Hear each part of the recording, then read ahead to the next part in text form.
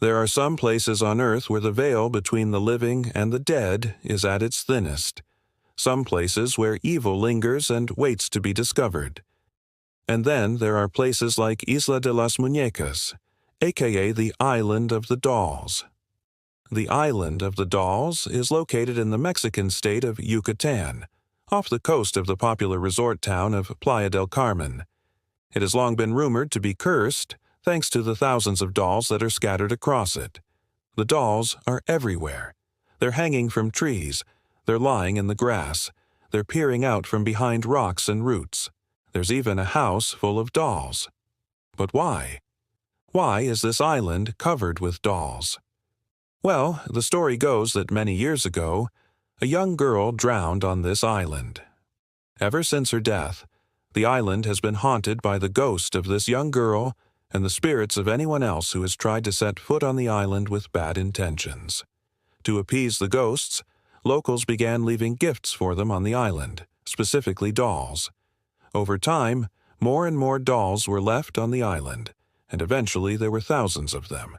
So if you're thinking about visiting the Island of the Dolls, don't. The island is said to be cursed and the dolls are alive.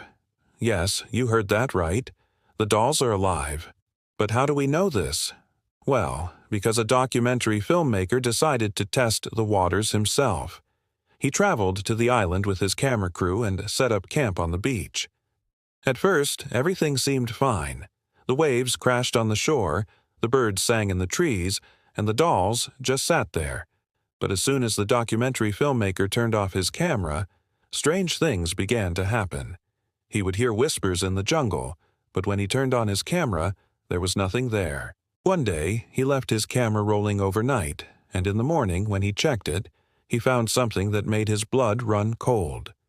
On camera, he saw the shadow of a woman in a Victorian nightgown walking across the beach.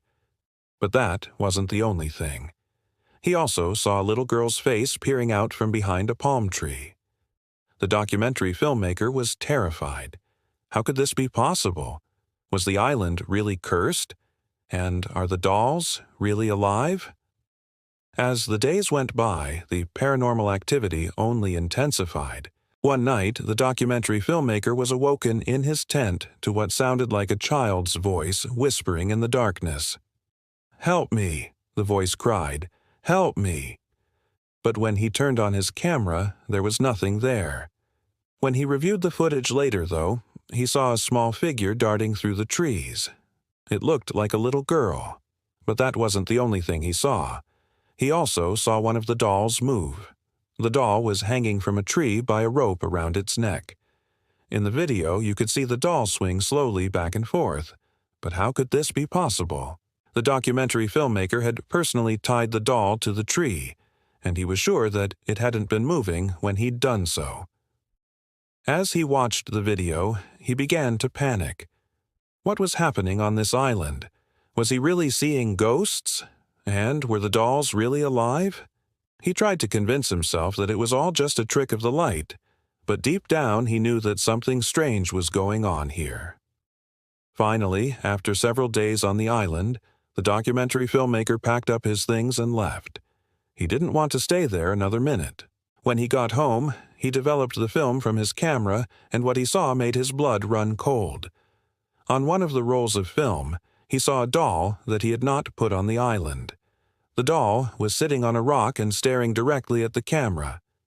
But that wasn't the only thing he saw. He also saw the same little girl's face peering out from behind a tree. But this time, she was smiling. The documentary filmmaker was horrified. How could this be possible? How could the island have sent him a message? Then he realized with a growing sense of dread that the island wasn't sending him a message. It was sending a warning.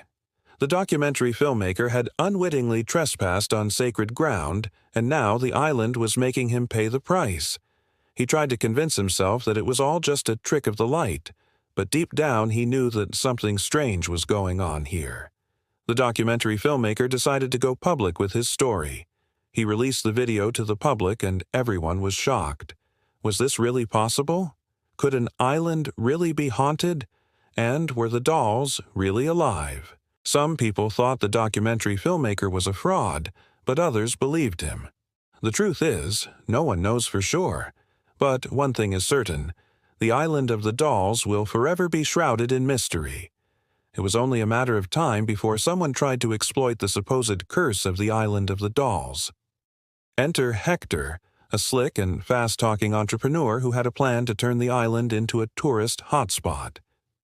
He envisioned guided tours where visitors could explore the island and learn all about its creepy history.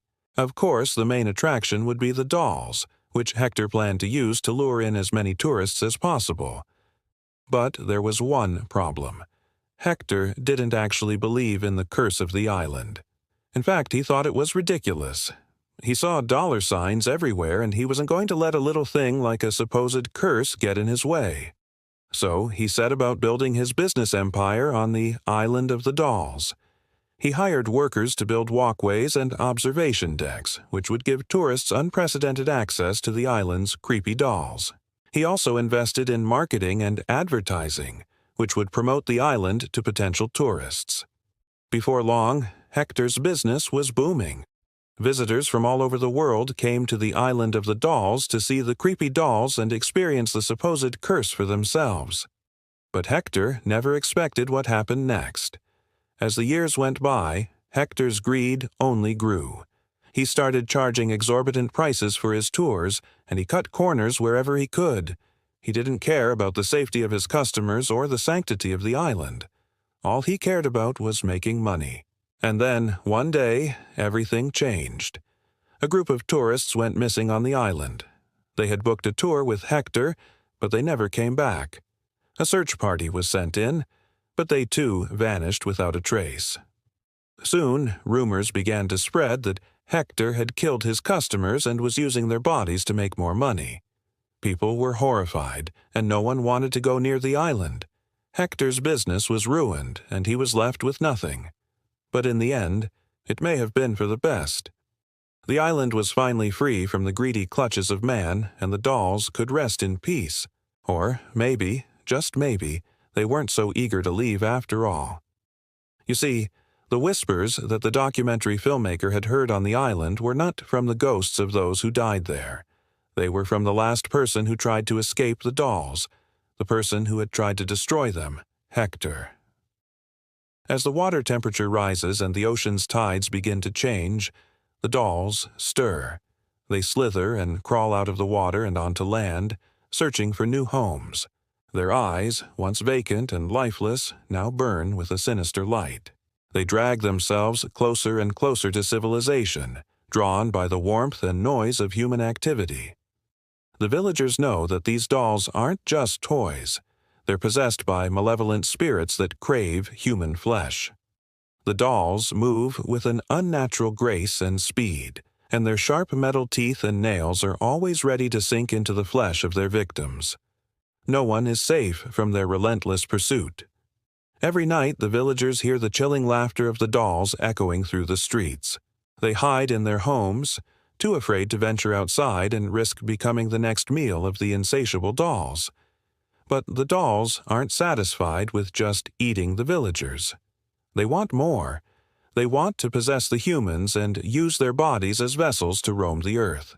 As the sun sets and the moon rises, the dolls become stronger. They move with ease and agility, leaping over fences and scaling walls with ease. Their hollow eyes stare blankly ahead, showing no emotion or remorse. Their mission is simple: kill, possess, and repeat. They drag their victims away from the safety of their homes and deep into the dark and shadowy corners of the city. The villagers watch in horror as their friends and family are taken away by the relentless dolls. There is no hope of escape.